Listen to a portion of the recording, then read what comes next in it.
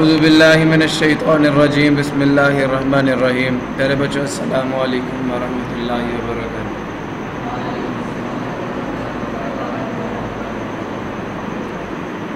Rabbi इश्रह ली सदरी वयस्सिर ली अमरी वहलुल उक़दतम मिन लिसानी यफ़क़हू क़ौली।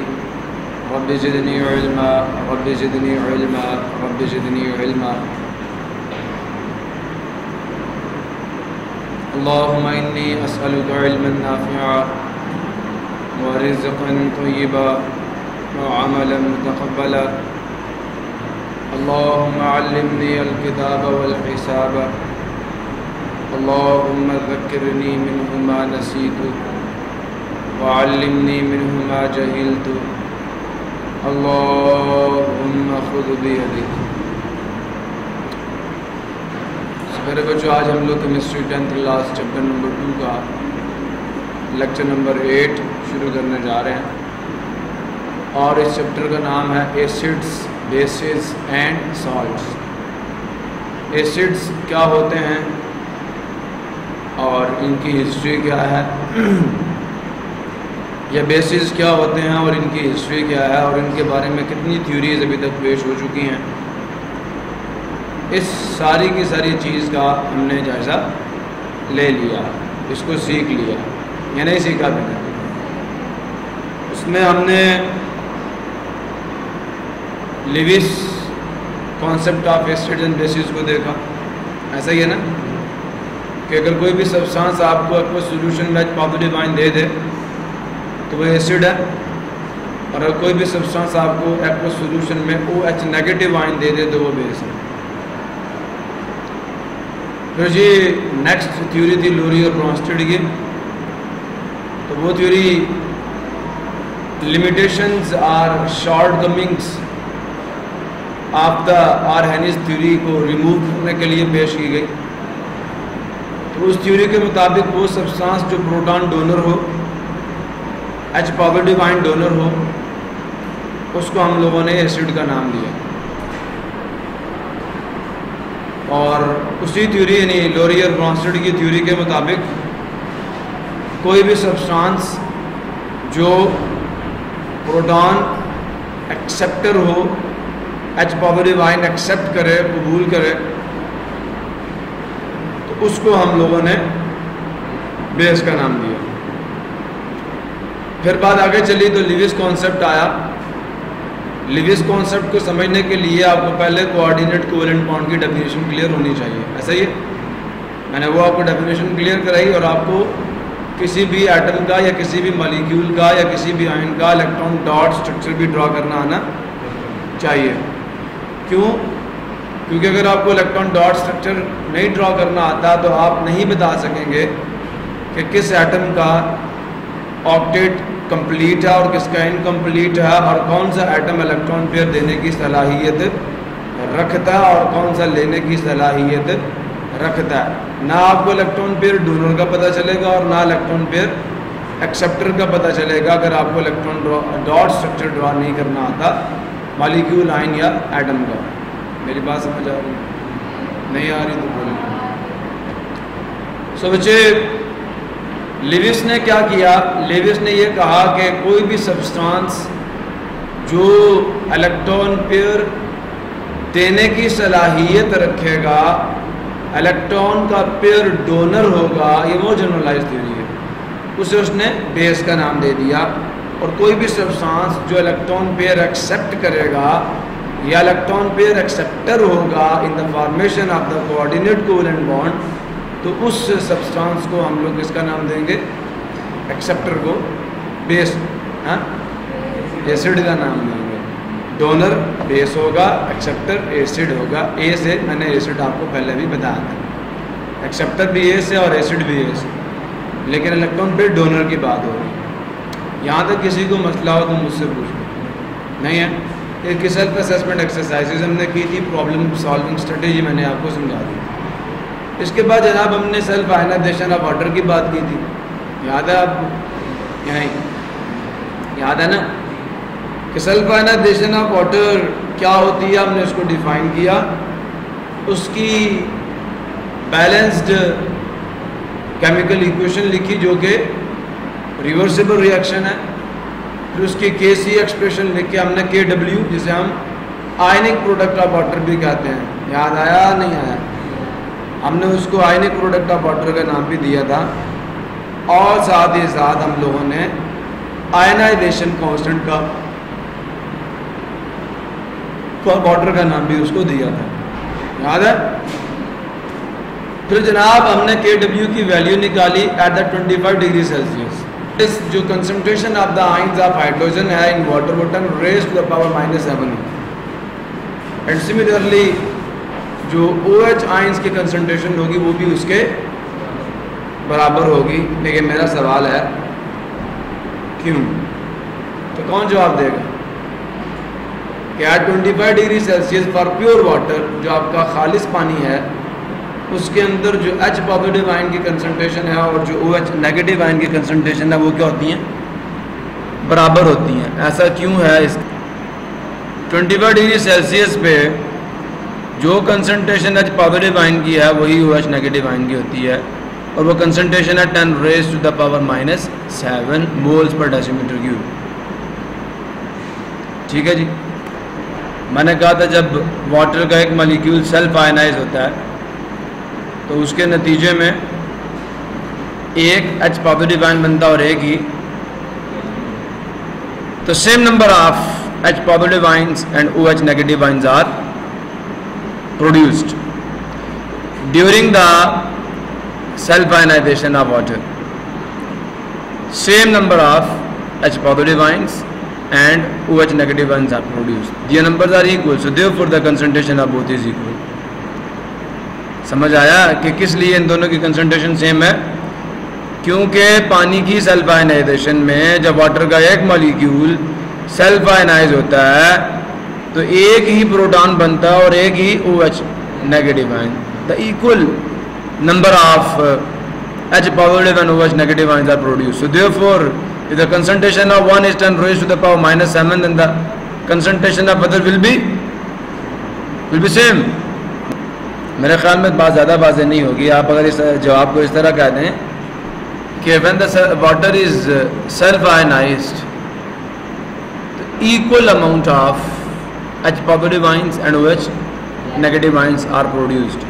So therefore the concentration of OH negative and H positive ions at 25 degree Celsius is equal or same. But it is for pure water. It is for pure water. When the water is not pure, it may be, फिर वो क्या होगा कि एक की concentration कम हो सकती है दूसरे की, लेकिन दोनों का सम 10 रेज़ टू द पावर -7 ही आना चाहिए। ठीक है जी। तो मेरा एक सवाल ये भी हमेशा बना करता बच्चों के सामने कि वाई pH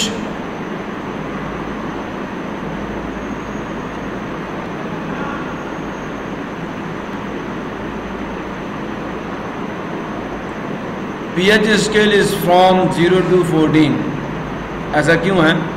और मुझे पता आप इसका जवाब नहीं दे सकते क्योंकि अभी तक आपने pH स्केल पढ़ा ही नहीं है। pH क्या होती है आपने अभी तक पढ़ी ही नहीं है। तो जनाब अली आप ज़रा देखिए कि देखिए बच्चे 10 रेज़ टू द पावर -7 बड़ी वैल्यू है छोटी वैल्यू? चले मैं आपको इसको, हाँ मेहराब आपका क्या ख्याल है, बड़ी वैल्यू है छोटी वैल्यू है? छोटी वैल्यू है। क्यों छोटी क्यों है? 10 रेज़ टू द पावर -7 छोटी वैल्यू।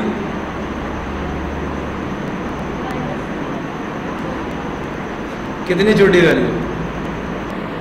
तो जब वैल्यूज इतनी छोटी हैं, ठीक है, और फिर नेगेटिव पावर्स हैं 10 की, 10 के फैक्टर में पीछे जा रही हैं, तो इट वाज डिफ़िकल्ट। आप समझ आया? बहुत छोटी वैल्यू को डील करना हमारे लिए बहुत मुश्किल होता है। तो जैसा कि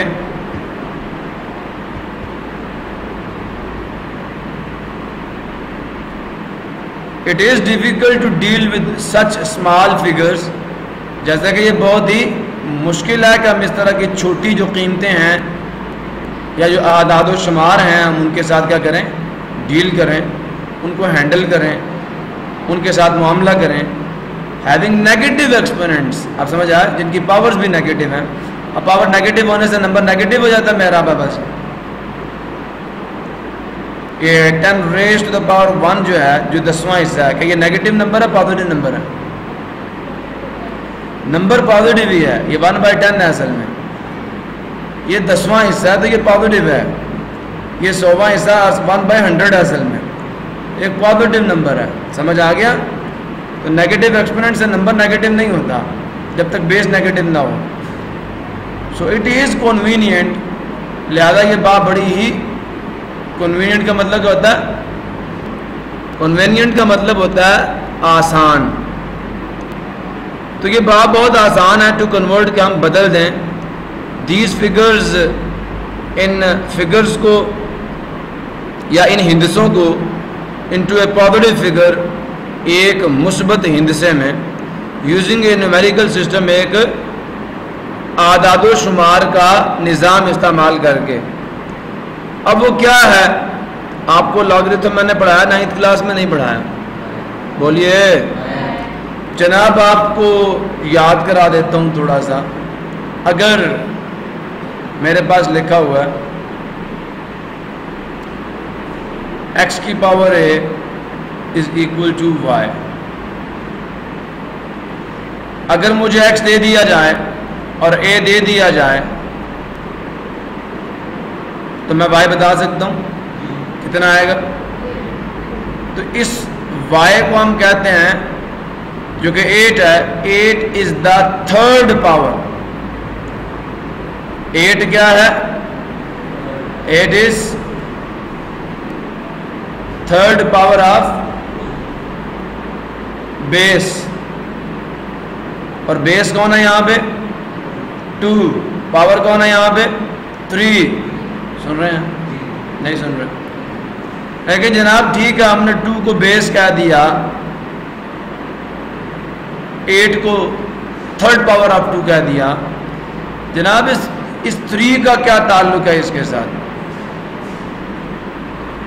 तो इस 3 को हम एक्सपोनेंट भी कहते हैं, और बाय डेफिनेशन हम लोग इस a को क्या कहते हैं? a is equal to the log of this y, लेकिन बेस क्या रहेगी? x ही रहेगी। कुछ याद आया नहीं आया? मैंने इसकी मिसाल आपको ऐसे दी थी, अगर 10 की पावर 1 हो तो आंसर क्या आता है? 10। इसकी लॉगरिथमिक फॉर्म क्या होगी? लॉग ऑफ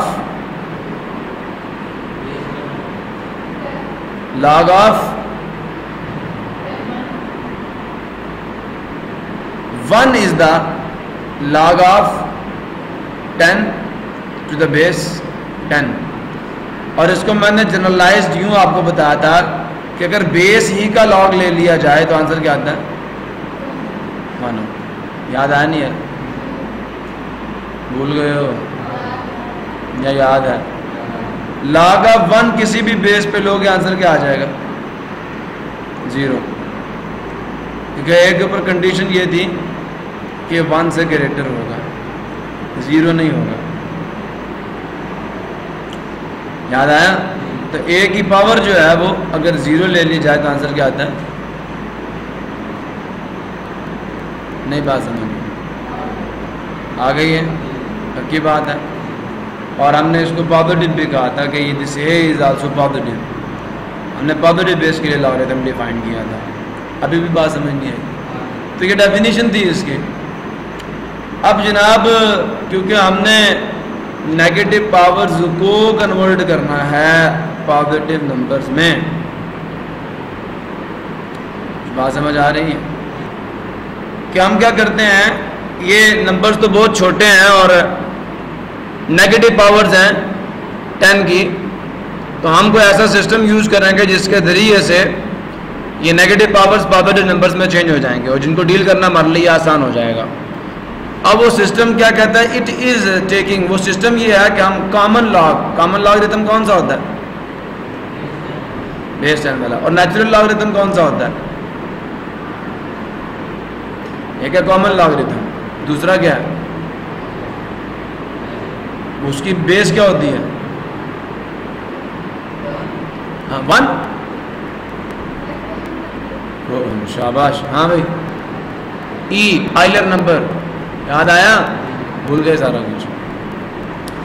तो ये तरीकाकार जिसके ज़रिए से हम इन नेगेटिव पावर्स को पॉजिटिव नंबर्स में चेंज करेंगे वो क्या है कि आप नेगेटिव लॉगरिथम लें आप द फिगर, किसका, उस फिगर का, एंड मल्टीप्लाइंग इट, और उसको मल्टीप्लाई कर दें किसके साथ, माइनस, पहले लॉगरिथम लें और फिर उसको -1 से मतलब नेगेटिव लॉग ले लें। क्या ले लें?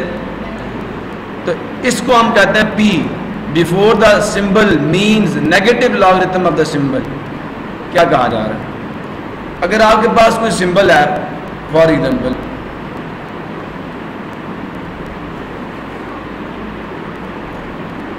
मैं नेगेटिव लॉग लेता हूं किसी भी सिंबल का, फॉर एग्जाम्पल मैं यहां पे चले h डाल देता हूं, ठीक है बच्चे। तो इस फैक्टर को, ये जो फैक्टर है ये जो ऑपरेटर, इसको हम क्या कहते हैं, P, और आगे क्या आ जाएगा, H। समझ आ गया नहीं आगे? तो ये जो P है ये असल में एक मैथमेटिकल ऑपरेटर है कि आपने इस नंबर का, इस फिगर, ये नंबर है असल में, ये कंसंट्रेशन ऑफ हाइड्रोजन है, हाइड्रोजन आयन की क्या ये H पॉजिटिव आयन की कंसंट्रेशन है। जब आप उसका लॉगरिथम लेकर उसका नेगेटिव लेंगे तो उसकी जगह हम ये P सिंबल यूज करते हैं और इसको पोटेंशियल कहते हैं। क्या कहते हैं? समझ आ गया नहीं आया? अब जरा पढ़ें। तो P before the symbol means negative logarithm of the symbol, so P before H means negative logarithm of H positive ion, therefore PH, अब ये इसकी डेफिनेशन आ गई है PH की, यहां से the negative logarithm of the molar concentration of hydrogen ion in an aqueous solution, लिखा हुआ in an aqueous solution is called pH of the solution। ठीक है बच्चों, ये डेफिनेशन आ गई। दैट इज, इसकी मैथमेटिकल डेफिनेशन ये है, ये MD का मतलब क्या, मैथमेटिकल डेफिनेशन, समझो कि किसी भी सॉल्यूशन में H पॉजिटिव आयन की मोलर कंसंट्रेशन का negative logarithm with base 10 is called pH value of the solution. Problem किसी को with reference to the above equation या to this equation, ये जो आपकी इक्वेशन बन गई है, ये वाली इक्वेशन, इसके लिहाज से स्केल डेवलप्स, एक स्केल बनता है according to the molar concentration of H positive ion, that is called pH scale. नहीं समझे मेरी बात? स्केल के मुताबिक या स्केल की बुनियाद पर या इस इक्वेशन की बुनियाद पर एक स्केल बनता है, वजूद में आता है, किसके मुताबिक, H पॉजिटिव आयन की कंसंट्रेशन के मुताबिक, जिसको pH स्केल कहते हैं। और वो कहां से कहां तक है, 0 से 14 तक। According to this scale, scale के मुताबिक pH of water is calculated as, अब मुझे आप ये बताएं, एट 25 डिग्री सेल्सियस वाटर में H पॉजिटिव आयन की कंसंट्रेशन क्या थी, -7, यही थी। जब बच्चे आप लॉग लेंगे तो जरा आगे आ जाए ना, आप यहाँ पे नहीं जी, एट 25 डिग्री सेल्सियस किस पे,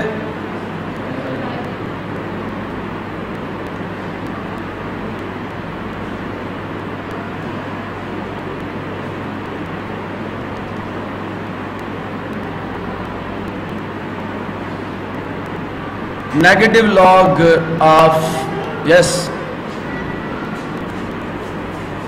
1 multiply 10 raised to the power -7। Okay, अब बच्चे जैसे ही नेगेटिव, ये नेगेटिव को बाहर रखो फिलहाल, लॉग अंदर जाएगा, दोनों पे अप्लाई होगा। लॉग मल्टीप्लिकेशन को किस में चेंज करता है, एडिशन में। शाबाश, इस पे पावर रूल भी लगेगा, -7 आके मल्टीप्लाई हो जाएगा, -7 जब बाहर आ जाएगा तो प्लस किस में चेंज हो जाएगा। समझ आया? अब बच्चे दो यहाँ पे रूल्स अप्लाई करूंगा, log of 1 to n basis, पक्का,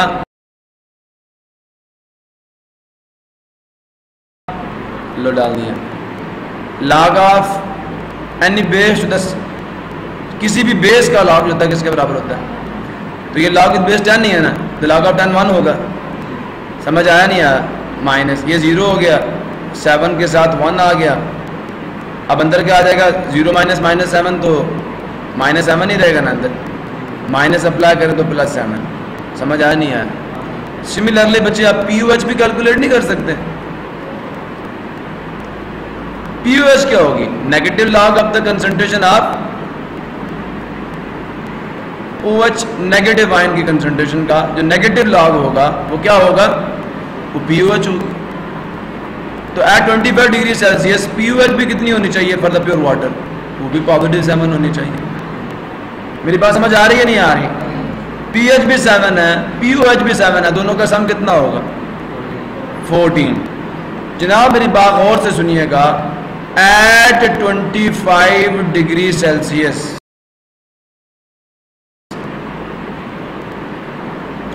पहले तो मुझे ये बताया कि KW की क्या डेफिनेशन है? KW की डेफिनेशन एक था Kc multiply the concentration of H2O, दूसरी क्या आती है असल डेफिनेशन जो है H पॉजिटिव और OH नेगेटिव आयंस की कंसंट्रेशंस। याद है? इनका प्रोडक्ट असल में it is the product of the concentration of these two ions. समझ आया? इसको याद रखो। अगर मैं दोनों साइडों पर नेगेटिव लॉग ले लूं, सुन रहे हो? यहां कर दूं आपको साइड पे, बिकॉज वी नो दैट मैं PKW डिफाइन करने लगा हूं, और से सुनना, और एक रूल देने लगा हूं आपको। Because we know that KW और the mole ionic product of water is equal to the product of the concentration of H positive ion and OH negative ions. Okay, KW by taking negative log on both sides. मैंने यहाँ पे भी negative logarithm ले लिया, यहाँ पे भी negative log of this product ले लिया मैंने। The concentration of H positive ion and the concentration of OH negative ion मैंने ले लिया। ओके जनाब गौर से सुनिएगा ज़रा, मैं थोड़ा सा इसको सीधा भी कर दूँ। Negative log of KW is equal to, देखिए बच्चे जब लॉग अप्लाई होता है तो यहाँ मल्टीप्लिकेशन है किस में चेंज हो जाएगी? एडिशन में। माइनस बार रखूंगा अभी। Okay, so what will happen now? It is क्या आ जाएगा? Log of H positive ion concentration plus log of OH negative ion molar concentration. Okay, minus apply करूंगा, ये भी नेगेटिव, ये भी, दोनों के साइन चेंज। तो negative log of KW or the molar or the ionic product of water is equal to negative log of the concentration of H positive ion minus the negative log of, अगर मैं इसको कुछ इस तरह लिख दूं, negative log bracket में बंद कर,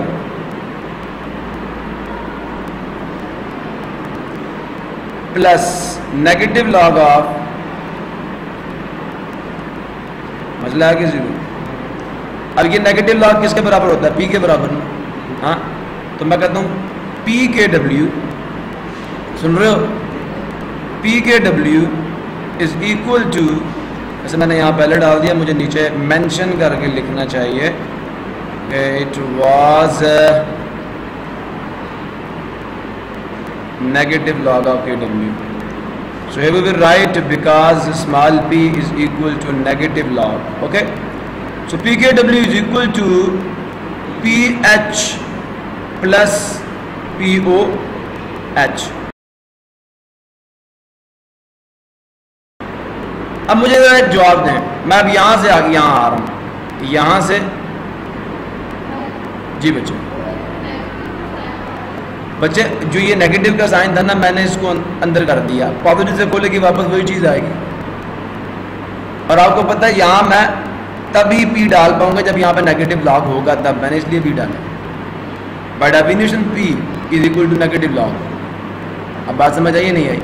भाई माना मैंने यहाँ पे प्लस था, लेकिन इस साइन ने क्या किया? इधर भी माइनस आया, इसको भी माइनस किया, लेकिन क्या मैं माइनस यहाँ से प्लस कॉमन नहीं ले सकता? अच्छा, आप कहते हैं POH नेगेटिव डाल दें ऊपर, लेकिन जो हमारी नोटेशन है उसमें हम POH ही डालते हैं, साइंस नहीं डालते हैं। जब P डालते हैं ना तो फिर हम ये साइंस हज़र कर देते हैं इनके ऊपर से। बाय डेफिनेशन हमने ये तय किया हुआ है कि जैसे ही हम P डालेंगे तो PH का मतलब ये H positive ion. By definition ये कहती है कि POH हमने कहना है, POH is the negative log of OH negative ion concentration. तो ये बाय डेफिनेशन कर रहे हैं, साइन हम हज़फ कर देते हैं, ठीक है। सो एट 25 डिग्री सेल्सियस मुझे बताएं pKw कितना था, कितना आया था? अच्छा बताएं KW 25 डिग्री सेल्सियस पे क्या था KW, दोनों का प्रोडक्ट 10 रेज़ द पावर -14 आया था ना। तो pKw कितना आ जाएगा, दोनों साइडों पे नेगेटिव ला लेंगे तो पॉजिटिव 14 आ जाएगा। करके दूं या रहने दूं? जब नेगेटिव लॉग लेंगे 10 रेज़ टू द पावर -14 का तो -14 बार आके मल्टीप्लाई होगा पावर रूल से। हाँ समझ आ रहा मेरा? तो नेगेटिव टाइम -14 लॉग ऑफ 10, ठीक है। लॉग ऑफ 10 1 होता है, नेगेटिव नेगेटिव पॉजिटिव हुआ तो आंसर कितना आ गया 14। So it is 14, okay. अब इसी इक्वेशन को मैं कह देता हूँ double star,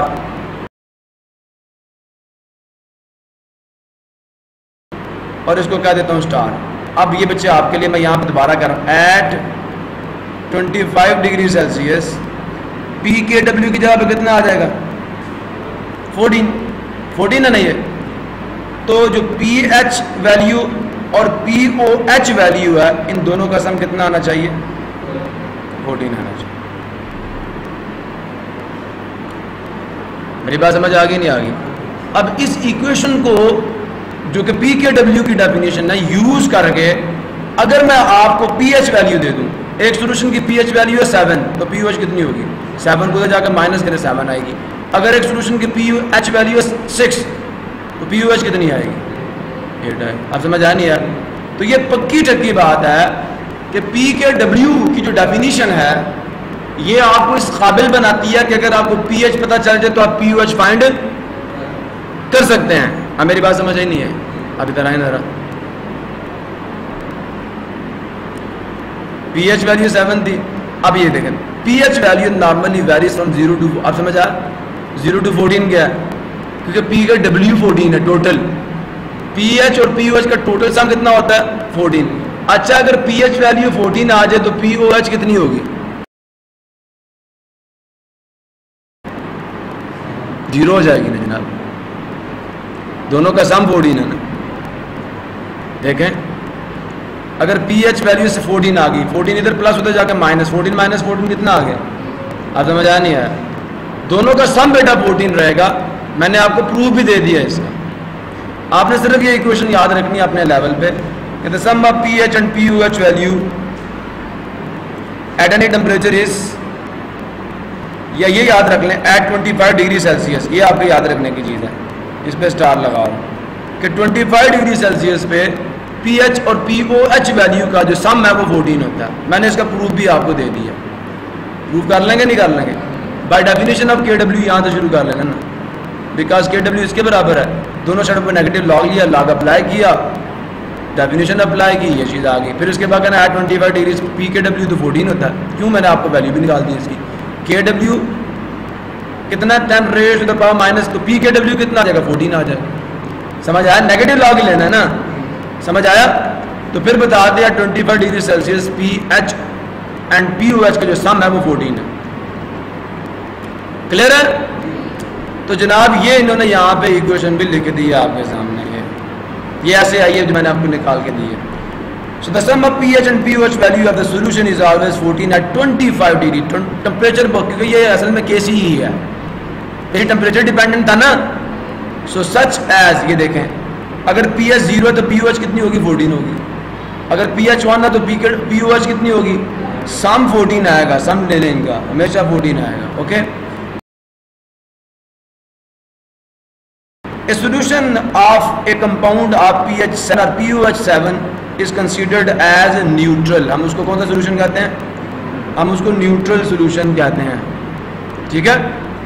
solution and a solution of pH value less than 7, अगर एक सोल्यूशन की पीएच वैल्यू लेस देन 7 आ जाए, ठीक है, एंड दैट दो solutions are acidic and more than 7 are basic, ठीक है, समझ आ गया नहीं आ गया? As are also shown in the figure number 10.1। लेकिन मैं आपसे अभी ये क्वेश्चन जो है मैंने आपसे पूछा है, अगर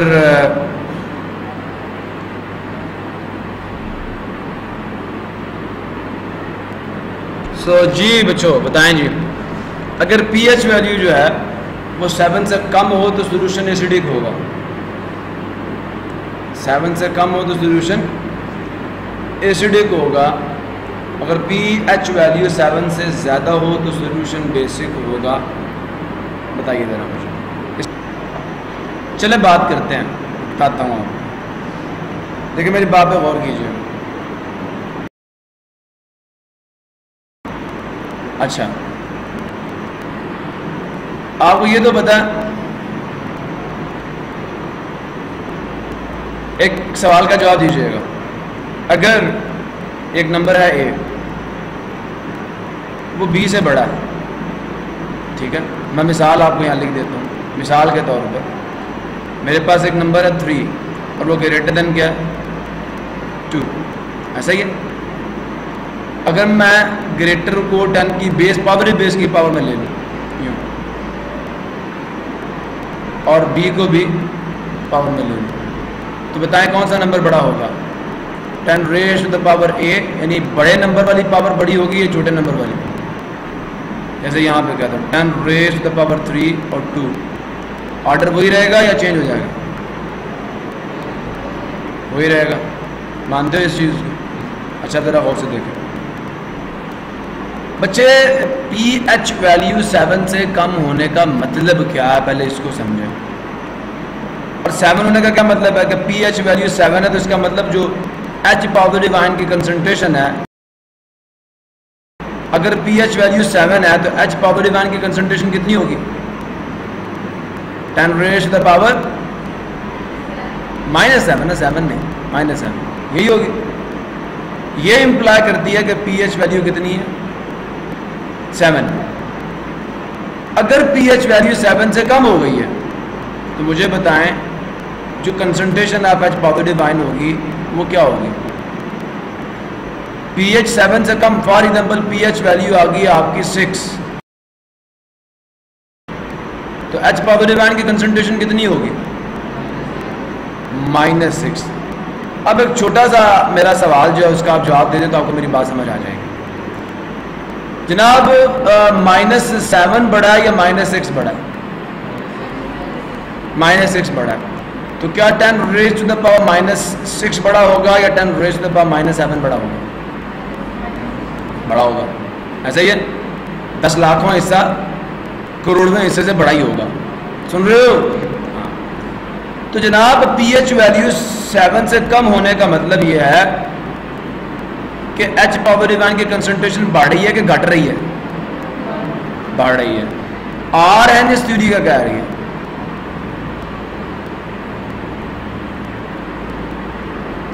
आरएनएस थ्योरी का कहती थी कि कोई भी सब्सटेंस अगर एक्वस सॉल्यूशन में H पॉजिटिव आयन देता है तो H पॉजिटिव आयन अगर किसी सॉल्यूशन में ऐड होगा तो H पॉजिटिव आयन की कंसंट्रेशन बढ़ेगी या कम होगी? देखें हमारे पानी, जब पानी न्यूट्रल होता है तो उसमें H पॉजिटिव आयन और H नेगेटिव आयन दोनों क्या होते हैं? बराबर होते हैं, बराबर होते हैं ना। न्यूट्रल पानी में H पॉजिटिव और OH नेगेटिव दोनों क्या होते हैं? बराबर होते हैं। समझ आया नहीं आया?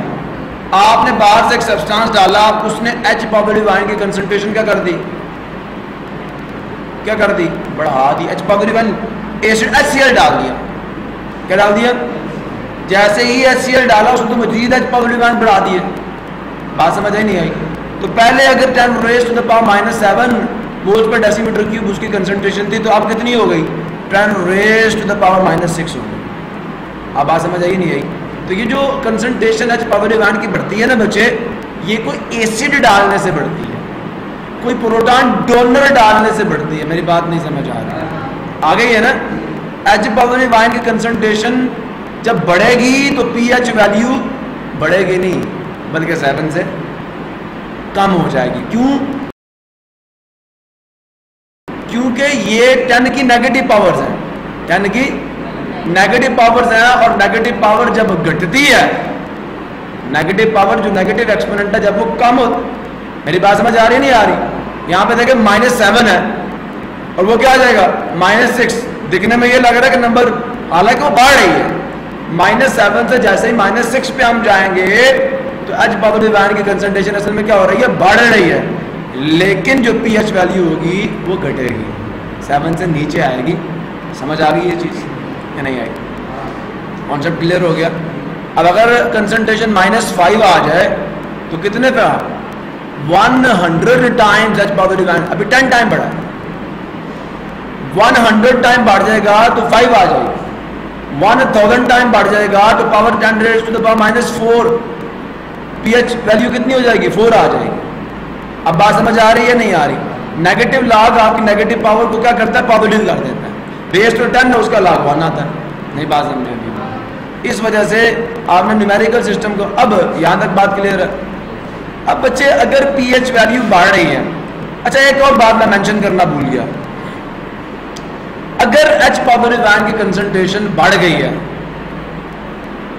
एच पावर डिवाइन की कंसंट्रेशन क्या हो गई है, मतलब -6 हो गई है, तो ओ एच नेगेटिव आयन की कंसंट्रेशन के बारे में क्या ख्याल है? ये कितनी, ये -7 ही रहेगी? देखिए अगर ये -6 है तो P जो आपकी OH नेगेटिव आयन की कंसंट्रेशन है उसके बारे में क्या ख्याल है? थोड़ा सा हिंट दे देता हूँ, ये बात याद रखना, KW कहता है 10 रेज़ टू द पावर -14 आना चाहिए, और अगर आपका जो pH जो H पावर आयन की कंसंट्रेशन है वो -6 हो गई है, इसने कितना रहना है, बोले ना, मेरी बात नहीं समझे आप?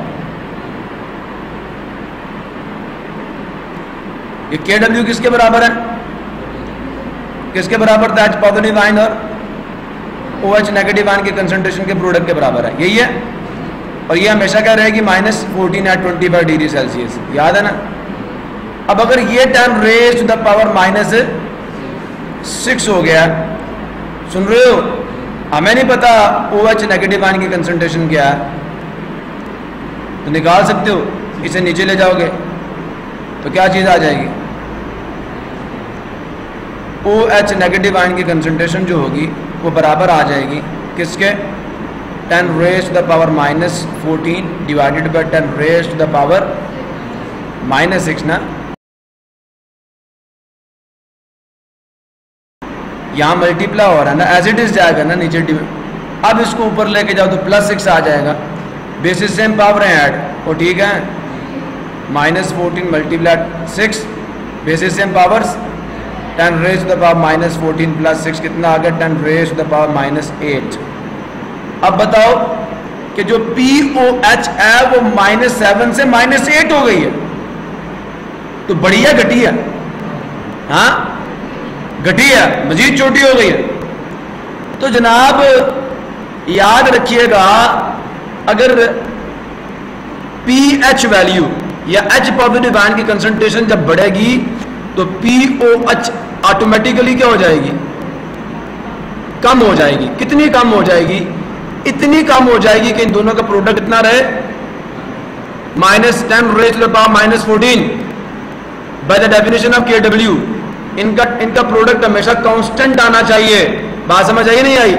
ये फायदा KW की डेफिनेशन का, कि अगर आपको एक आयन की कंसंट्रेशन पता है 25 डिग्री सेल्सियस पे, तो दूसरे की आप निकाल सकते हो, और इससे यहां ये भी आप प्रिडिक्ट कर सकते हो कि जब एक आयन की कंसंट्रेशन बढ़ेगी तो दूसरे की घटेगी। कितनी घटेगी? इस अंदाज में घटेगी कि दोनों का product 10 raise to the power -14 रहे। ये KW चेंज नहीं हो गया, कांस्टेंट है, और कांस्टेंट चेंज है,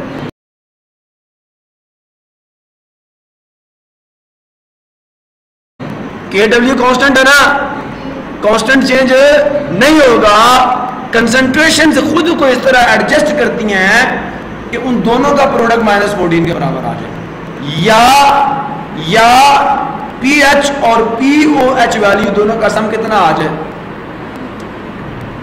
दोनों का सम pH और pOH तो नेगेटिव होती नहीं है, वो तो 0 से 14 तक होती हैं। अगर आपके H पॉजिटिव आयन की कंसंट्रेशन -6 आ गई है तो pH कितनी आएगी, 6 आएगी, 6 आएगी ना। अब pH और pOH का सम कितना है, 14, 6 को उधर ले जाओ, 14 में से 6 गया तो pOH कितनी आ जाएगी, 8 आ जाएगी ना, दोनों का सम 14 रहेगा। कंसंट्रेशंस का product KW -14 10 raised to the power -14, समझ आया नहीं यार, और pH और pOH का सम 14 रहेगा। ये बात समझ आई है, ये दो बातें दिमाग में रखनी है, कितने, ये दो बातें दिमाग में रखनी है। आप समझ आया नहीं यार। अब बच्चे एक और चीज़, अगर एक बात तो आपको ये समझ आ गई कि अगर कंसंट्रेशन पॉजिटिव, ये देखें -7 है ना, और अगर कंसंट्रेशन बताएं बढ़ी है घटी है, कंसंट्रेशन बढ़ी है, और अगर कम हो जाए मतलब -8 हो गई तो तब pH वैल्यू कितनी आ जाएगी, 8 आ जाएगी। pOH वैल्यू कितनी आ जाएगी भाई अल्लाह वाले हो, मैंने आपको दो ही क्वेश्चन दिए हैं कि pH प्लस pOH दोनों का सम कितना होता है। जब आपको pH पता चल गई है, यहाँ वैल्यू डालो, कितनी आई है 8 plus pOH is equal to 14, 8 को वहाँ ले जाओ तो pOH कितनी आ जाएगी, अब बता रहे हो पहले नहीं बताते, समझ आया नहीं आया, तो ये 6 आ जाएगी। अच्छा मेरा एक सवाल बनता है, अब ये सोल्यूशन बेसिक क्यों हो गया, देखें यहाँ से नीचे जा रहे हैं तो एसिडिक क्यों होगा, H पॉजिटिव आयन की कंसंट्रेशन बढ़ गई, इसका मतलब कोई एसिड डाला है बाय आर्हेनियस थ्योरी। अब जब जो आपके H पॉजिटिव आयन की कंसंट्रेशन है वो कम हो रही है तो फिर जनाब ये बेसिक क्यों बन गया, तो bye the definition of KW की क्या डेफिनेशन है, it is the product of H positive and OH। अब एट 25 डिग्री सेल्सियस वही बात समझ रहे हो, जो KW कितना टेम्परेचर तो -14 है ना, तो the product of H positive and OH negative and जो कि KW है, it is 10 raised to the power -14। अब थोड़ा सा समझना आपने इस चीज़ को बच्चे, अगर मेरी बात गौर से सुनना, मुझे जो concentration of H positive ion दी गई है वो कितनी है, 10 raised to the power -8। मैं जैसे पुट करता हूँ प्रीवियस इक्वेशन में, 10 raised to the power -8 multiplied with the molar concentration of OH negative ion and that is equal to 10 raised to the power -14। अब एक तो ये पैसे नीचे लेके जाए फिर ऊपर लेके जाएं, एक ही है, मुझे मेरी बात और से सुनना, अगर 10 raised to the power -8 की जगह पे मैंने 1 लाना चाहूँ, क्या लाना हो, तो मैं इसको किससे मल्टीप्लाई करूँ, +8 से, ठीक है मेरी बात समझ आ गई। दूसरी साइड से भी इसी से मल्टीप्लाई करूँगा, इसके साथ भी, समझ रहे हो नहीं सुन रहे, इधर भी +8 से मल्टीप्लाई करूँगा, मेरी बात समझ आ रही है, बेसिस सेम पावर्स ऐड, समझे। 10 raised to the power 0 कितना होता है, 1 होता है, समझ आ गया नहीं आ गया। अगर यहाँ पे नेगेटिव पावर है तो पॉजिटिव 8 से मल्टीप्लाई करेंगे 1 बन जाएगा। ये मैंने आपको कहाँ से कहा था, फिजिक्स में, याद आया नहीं आया, असल में ये 1 है। सो जनाब मैं क्या करूँगा, मल्टीप्लाइंग बोथ साइड्स,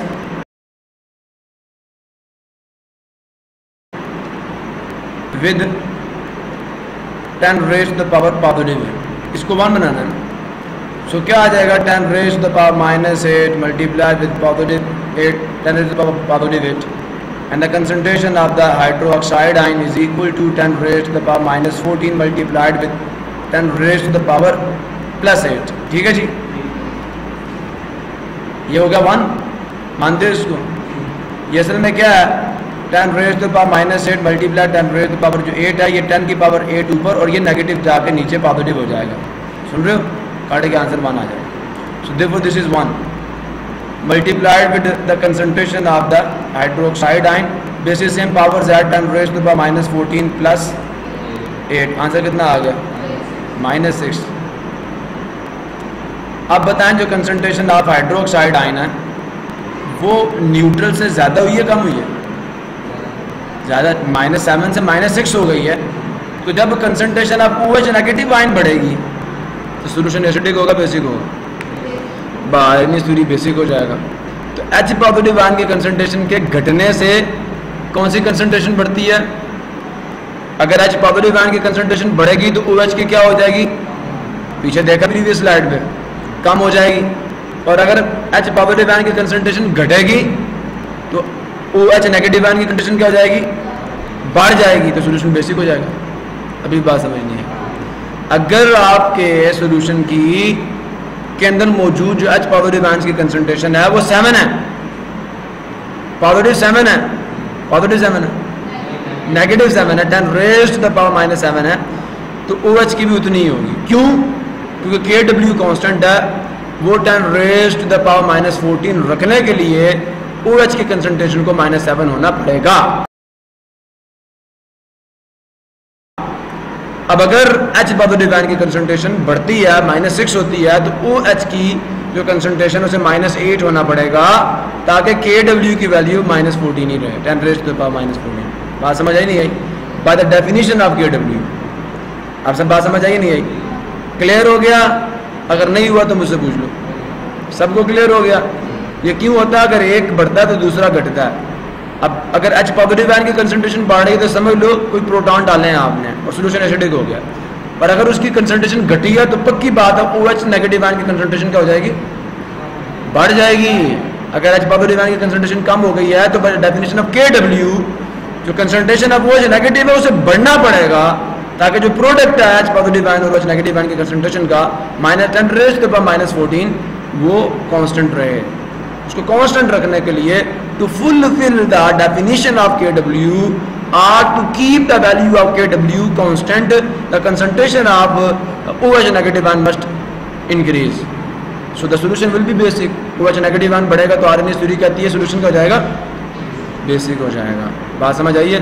तो जब pH वैल्यू 7 से कम होती है तो इसका मतलब H पॉजिटिव आयन की कंसंट्रेशन बढ़ती है। अब बात समझ आई नहीं आई? pH वैल्यू जब 7 से कम होती है तो असल में H पॉजिटिव आयन की कंसंट्रेशन बढ़ती है और OH की घटती है। और अगर pH वैल्यू 7 से बढ़ जाती है तो H पॉजिटिव आयन की कंसंट्रेशन घटती है लेकिन OH की कंसंट्रेशन बढ़ती है, सो सोल्यूशन बेसिक हो जाता है। और अगर pH या H पॉजिटिव आयन की concentration 10 raised to the power -7 है या pH वैल्यू 7 है तो POH वैल्यू भी क्या होती है? 7 ही होती है। इसलिए सोल्यूशन न्यूट्रल होता है, वो वाटर प्योर होगा, वो सोल्यूशन प्योर वाटर ही होगा। बात समझ आई नहीं है? उसमें कोई दूसरी चीज़ मौजूद नहीं होगी। अगर होती भी है तो उसका एसिडिक स्ट्रेंथ के साथ कोई ताल्लुक नहीं है। समझे हो नहीं समझे? चलें आगे। अगर बात नहीं क्लियर हुई तो मैं दोबारा बता देता हूँ आपको। आगे बात समझ बच्चे, मैंने भी ऐसे ही पूछना है जैसे मैंने समझाया।